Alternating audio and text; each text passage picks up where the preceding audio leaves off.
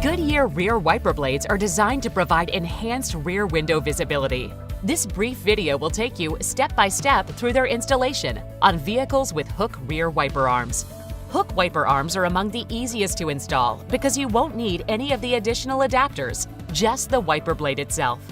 First, with the wiper arm in the upright position, push the wiper arm end through the hole in the front of the adapter. Then, pull the wiper blade past the front tabs in the adapter until the wiper arm locks into place.